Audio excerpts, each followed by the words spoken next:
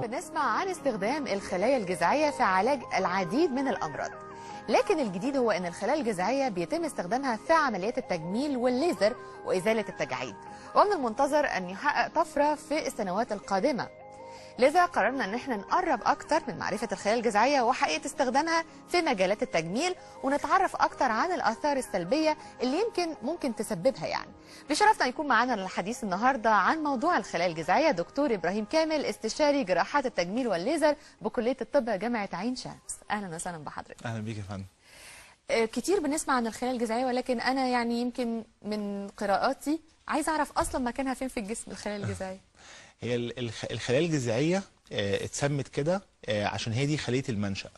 يعني زي الشجره كده الجذع بتاعها، فهي دي اللي بيدي السبلاي للشجره، بيبدا يدي التغذيه، بتبدا تدي التقويه. في مرحله الجنين وهو بيتكون في خلايا اللي هي الخلايا الجذعيه او ستيم سيلز بتكون موجوده في الجنين ده، بتبدا هي تتحول لخلايا مختلفه. يعني تبدا تعمل الخلايا المسؤوله عن تكوين الشعر، الخلايا المسؤوله عن تكوين النمو الجلد بشكل عام. بالظبط، وبتعمل الخلايا دي نفسها. فبتلاقي ان الخلايا مثلا الكبد هي اللي بتعملها، الخلايا بتاعت العظام هي اللي بتعملها، خلايا المخ والاعصاب هي اللي بتعملها. فبالتالي بدات الطفره دي تحصل في مجال الطب عموما، مش بس في مجال الطب جراحه التجميل، بقت موجوده في الطب. وبدا الاطباء يدرسوا القصه دي. طب الخلايا الجذعيه دي قد ما هي خليه المنشأ، يبقى احنا نقدر نعالج بيها امراض كتير جدا. صحيح. نقدر نعالج بيها امراض للكبد، امراض للسكر، امراض اورام سرطانيه. صحيح. او امراض كتير جدا. فلقينا ان في جراحه التجميل في مشاكل كتير جدا بتقابلنا نقدر نتغلب عليها عن طريق ان احنا نستخدم الخلايا الجذعيه دي. مثلا بدات الموضوع اساسا بمرضى الحروق. مرضى الحروق مشكلتهم في حاجه، ان احنا ما يجي لنا مريض الحروق في المستشفيات تكون البشره اوريدي تاكلت، يعني حصل لها ضمور، يعني الجلد ما بقاش موجود خالص. صحيح. بنسبه كبيره جدا. في مرضى بيجوا عندهم نسبه حرق بتوصل 60-70%، بتبقى تعتبر كارثه طبيه ان هو يبقى عنده نسبه حرق 60-70%.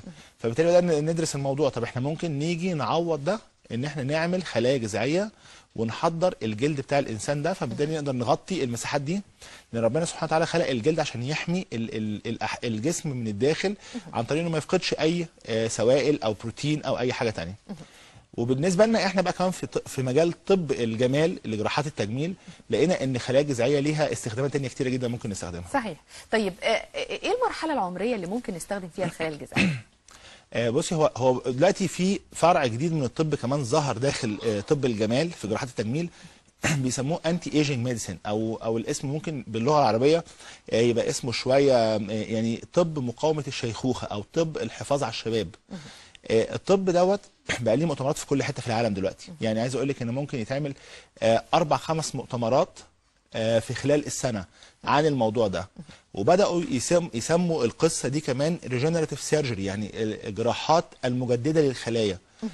كل الحاجات دي بتتعمل ليه؟ عشان نقدر نبحث اكتر وندور اكتر الخلايا دي نقدر نحصل عليها ازاي، نقدر نكتر من عددها. لان هي مش مشكله الحصول بس عليها، ان احنا عايزين نجيبها لازم نحفزها ونكتر العدد. بالزبط. الموجود اللي جوه في الجسم. بالزبط. طيب يعني يمكن كنت تساؤلي برضو عن حضرتك طبعا كدكتور تجميل بيجي لك حوادث او كده، بيحصل كسر في يمكن في عظمه الفك، وليكن حاجه في الجمجمه.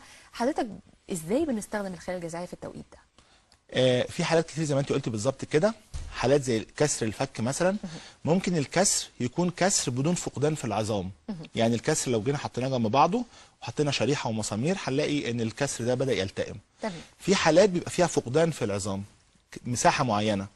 هنا كنا زمان بناخد رقعه عظميه من منطقه ثانيه زي مثلا عظام الفخذ او عظام الحوض، ناخد جزء ونبدا نحطه في المنطقه دي، نملى الفراغ ده. دلوقتي الخلايا الجذعيه التقنيات بتاعتها نقدر نخليه نحط من الخلايا الجذعيه في المنطقه ديت، فبالتالي تقدر هي تبني الخلايا العظميه في المكان ده، وبالتالي نقدر نغطي يعني الفراغ ده. بناخد يمكن عايزه بس اوضح للمشاهد العربي والمصري ازاي بنستخدمها. يعني دلوقتي مثلا زي ما حضرتك قلت ان في منطقه او سبيس مش موجوده بالظبط، فراغ. بناخد فراغ، بنقدر ازاي نكون الخلايا الجذعيه ونرجعها تاني نحطها في المكان ده؟ بنحصل على الخلايا الجذعيه مثلا ليكن عن طريق الدهون. اكتر مكان فيه خلايا جذعيه الدهون هي الدهون.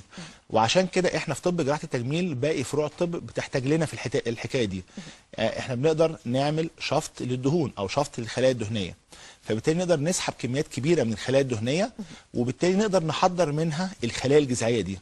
الخلايا الجذعيه ممكن ناخدها نبدا نحضرها ونحولها الى سائل نقدر نحقنه في المنطقه اللي فيها الفراغ دي، اللي فيها الفراغ العظمي دوت. أيوة. فبالتالي الفراغ العظمي ده بعد شويه يبدا يتكون ويبدا يعمل عظام في المنطقه ديت.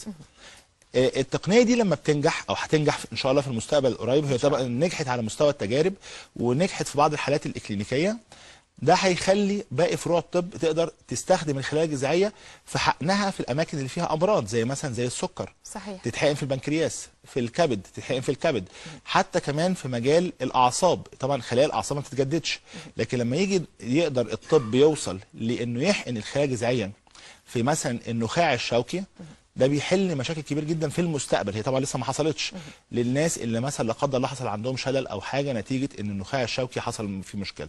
فبالتالي الامل كبير قوي في ان يحصل تجديد الخلايا الجذعيه. بالظبط. ظهرت امتى التقنيه دي؟ يعني تقريبا موجوده، يمكن انا سمعت عنها من فتره قريبه جدا، ما بالظبط. كانتش كل يعني الاطباء بيعرفوها. لكن هي ظهرت امتى تقريبا؟ هي ظهرت الكلام عنها في خلال ال10 سنين اللي فاتت، لكن اللي حصل ان احنا في طب الجمال وفي جراحات التجميل احنا سبقنا قوي فيها، لان لقينا المتطلب عليها عالي قوي، ولقينا في نفس الوقت كمان ان التقنيه بالحصول عليها عن طريق التقنيات اللي احنا بنعملها طريقه تعتبر سهله لجراحين التجميل، لان زي ما قلت لحضرتك هي موجوده في الدهون. صحيح. نقدر، هي طبعا موجوده كمان في النخاع بتاع العظام، موجوده في بعض الحاجات بنقدر نحضرها من الدم، فبالتالي احنا نقدر نحصل عليها من اماكن كتير، ولقينا ان النتائج بتاعتها بتبقى كويسه قوي في الحالات اللي احنا بنستخدمها، زي مثلا الناس اللي عندهم تساقط للشعر.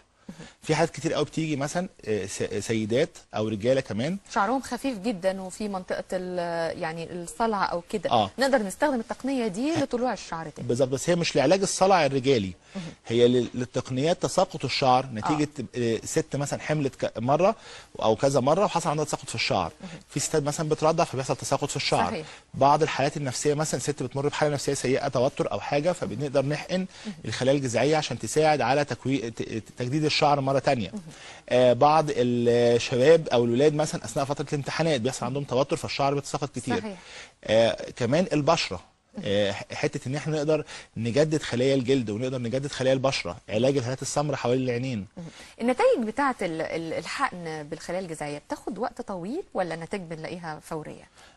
في خلال، يعني هو الكورس بتاع الحقن ممكن نحقن من 4 مرات ل5 مرات الخلايا الجذعيه بالتقنيه اللي احنا بنتكلم عنها، اللي هي التقنيات الحديثه دلوقتي، وتحضيرها في نفس الوقت ما بياخدش وقت غير 2 أو 3، وبعد كده نقدر نحقنها، فبنلاقي النتيجه بتظهر في خلال الشهر اللي بعد العمليه، 3 أسابيع تقريبا بعد الحقن. يعني تعتبر يعني فتره مش كبيره. كويسه طبعا. وعايز اقول لك ان نسبه نجاحها بتوصل اب تو 75%، يعني نسبه كبيره جدا. طبعا. نسبه كبيره جدا. طيب الشركات، طبعا شركات التجميل اتجهت برضو لقيام بعض الشركات بوضع الخلايا الجذعيه في منتجاتها. بالظبط. ايه حقيقه المنتجات دي؟ هي فعلا بيبقى موجود فيها؟ في فرق كبير بين الخلايا الجذعيه المحضره من جسم الانسان، ودي بتبقى لكل انسان لحالته هو. يعني انا لما باجي مثلا احضر خلايا جذعيه من حد سواء راجل او ست، بسحبها وبحضرها له هو، ما ينفعش استخدمها لحد تاني. طب إيه ممكن يعني لو حصل كده بيحصل انفكشن مثلا؟ ما ينفعش. لا يعني زي نقل الدم او التهاب يعني. بالظبط. زي حقن الدهون ونقل الدم والحاجات دي كلها، كل انسان لحالته هو. وبالتالي بقت لكل انسان حالته هو. طيب اللي حصل ايه؟ ان بعض شركات التصنيع الدوائي الكبيره بدات تستخدم الخلايا الجذعيه المحضره عن طريق البكتيريا او عن طريق بعض الحيوانات. طبعا ده تصنيع طبي معترف بيه في العالم. بتحضر الخلايا الجذعيه دي وبتستخدمها في صوره محاليل او كريمات، وبدات تنزل الاسواق الطبيه، الصيدليات، فبالتالي بدا يبقى عليها اقبال. احنا دايما بنقول ايه؟ ده مكمل للعلاج بالخلايا الجذعيه، لكن مش هو ده العلاج بالخلايا الجذعيه، لان في فرق كبير جدا بين ان احنا نحقن خلايا جذعيه او نعمل التقنيه ديت لانسان محتاجها فعلا لعلاج مثلا جلد اليد. انت عارفه مثلا كان فتره طويله قبل كده كان مشكله الايدين عند الستات بالذات ان هي ما بنلاقيش ليها حل.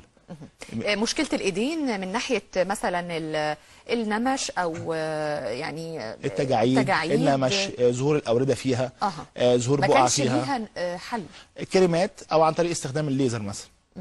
بس طبعا اكيد بتبقى النتائج مش بالقوه غير الحقن طبعا. بالظبط، الليزر حسنها شويه، لكن الخلايا الجذعيه عملت فيها طفره كبيره جدا. وكنا بنلاحظها كمان، حتى كمان عارفه بالنسبه للفنانات اللي هي مهتميه قوي ببشره الجلد، وبنلاقي الايد فيها مشكله، فدايما كانت الايدين تبقى باينه قوي فيها مراحل السن المتقدمه بالظبط. فبالتالي الخلايا الجذعيه هنا حسنت جلد اليد قوي. كمان حسنت الرقبه، جلد الرقبه، حسنت قوي جلد البشره. فبالتالي زي ما بقول لحضرتك بتبدا تدي الاحساس اللي هو زي ما بقول لحضرتك فكره الريجنراتيف سيرجري او الجراحات المتجدده للخلايا. هي مش جراحات في الواقع، لكن هي تابعه لجراحه التجميل، فبالتالي اتسمت في العالم كله ريجنراتيف سيرجري بالشكل ده بالظبط.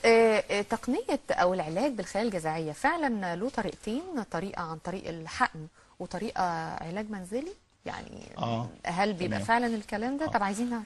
هو العلاج بالخلايا الجذعيه لازم بيتم عن طريق الحقن بواسطه طبيب جراحه التجميل المتخصص. لكن زي ما قلنا ان في شركات ادويه نزلت الخلايا الجذعيه في صوره محاليل او كريمات. دي مش علاجات بقدر ما هي العنايه بالبشره، زي فكره معجون السنان انه بيعتني بالاسنان لكن مش بيعالج مشاكل الاسنان. شامبو الشعر بيعتني بالشعر لكن مش بيعالج مشاكل الشعر. صحيح. نفس القصه الخلايا الجذعيه اللي موجوده في الصيدليات او الموجوده في صوره ادويه، هي بتعتني بالجلد، بتعتني بالشعر، لكن مش بتعالج المشاكل اللي موجوده نتيجه تساقط الشعر او عدم نمو الشعر بصوره كويسه، او الفراغات اللي بتحصل في الشعر، او بيعالج مثلا الهات السمراء، او بتعالج البشره، او بتعمل حاجه زي كده. فهي بتدي نوع من انواع الترطيب، بتدي نوع من انواع استكمال للعلاج اللي بيتعمل في الاماكن المخصصه للعلاج بالصوره ديت. هل في اماكن للخلايا الجذعيه بتكون يعني نتيجتها اعلى من اماكن تانية، زي مثلا زي ما قلت لحضرتك في الجراحات مثلا لو الفك بتبقى النتيجه بتاعته اقوى مثلا لو في علاج الحروق؟ يعني هل الخلايا الجذعيه قدرتها على العلاج تحويلها لخلايا معينه اسرع من حاجه ثانيه؟ بصي اتعمل فيها ابحاث كتير لسه، ودي لسه تحت الدراسه، لكن الواضح جدا لغايه دلوقتي ان الخلايا الجذعيه بتقدر تتحول لخلايا كتير جدا في جسم الانسان. احنا بالنسبه لنا في مجال جراحه التجميل اهتمينا بالخلايا العصبيه وخلايا الجلد وخلايا العظام وخلايا الشعر، فلقينا ان هي بتتحول فعلا بصوره كبيره جدا تماما تحت الميكروسكوب، اللي هي انها اتحولت بصوره كبيره جدا للخلايا الجديده اللي احنا بنتكلم عنها. برضو سؤال يمكن أكيد المشاهدين كتير هيسألوه، لو عندي ابني حصل له مثلا زي ما حضرتك بتقول تساقط للشعر نتيجة الثانوية العامة، نتيجة أي سبب قهري زي ما بيقولوا، هل الخلايا الجذعية في التوقيت ده بيكون خطر عليه أو بيكون تمام بالنسبة له؟ يعني المرحلة العمرية وخصوصا لما تكون صغيره كمان، يعني مش شرط الثانويه العامه، يعني ممكن يبقى من 5 سنين 6 سنين بيحصل اي حاجه، هل ممكن برضو الخلايا الجذعيه بتكون مفيده في الحالات دي؟ مفيش موانع خالص استخدام الخلايا الجذعيه في اي مرحله عمريه، لكن دايما بنقول مثلا علاج تساقط الشعر ده يبدا التعامل معاه بعد مرحله البلوغ. علاج مشاكل البشره برضو نفس القصه، لكن ما ينفعش مثلا نتعامل معاها في طفل، لان الطفل لسه في مرحله النمو، وبالتالي بيبقى ليه وسائل علاج ثانيه مختلفه في مرحله الطفوله. صحيح. لكن بعد مرحله البلوغ بنقدر نتدخل طبيا وتجميليا ازاي نقدر نحقن الخلايا الجذعيه او اي وسيله علاجيه ثانيه اخرى بحيث الجلد يستفيد منها او الشعر يستفيد منها. صحيح صحيح. طيب دكتور ابراهيم كامل، اخر سؤال، ويمكن برضو زي ما قلت لحضرتك احنا نفسنا نقعد اكتر وقت، لكن طبعا الوقت هو يعني مخلينا مش قادرين نتكلم كتير، لكن عايز اسال حضرتك السنوات القادمه في تقنيه الخلايا الجذعيه في مفاجآت فيها؟ فعلا ده حقيقي، ده هيحصل ان شاء الله مفاجآت كبيره جدا في الفتره اللي جايه القريبه كمان، لان احنا كان لسه عندنا مؤتمر في كليه طب جامعه عين شمس عن الخلايا الجذعيه والريجنراتيف سيرجري، ازاي نقدر يحصل تجديد للخلايا ديت. كان زمان الكلام ده كان مبهم، وكانت الناس كتير جدا بتستغرب هل ده ممكن يحصل ولا لا، لكن دلوقتي في وقتنا ده احنا بنقول ممكن في القريب العاجل نقدر في مفاجآت كتير ممكن تحصل، احنا حتى كمان لسه مش متخيلين ايه اللي ممكن يحصل، فبالتالي ده منتظر قريب ان شاء الله. ان شاء الله. بنشكرك دكتور ابراهيم كامل، استشاري جراحات التجميل والليزر بكليه الطب جامعه عين شمس، واكيد طبعا هيكون لنا لقاءات ثانيه في مواضيع مهمه جدا، وخصوصا الخلايا الجذعيه اللي اكيد شغله بال مصر والعالم العربي. بنشكرك جدا. يا فندم، شكرا، صباح الخير. صباح الفل.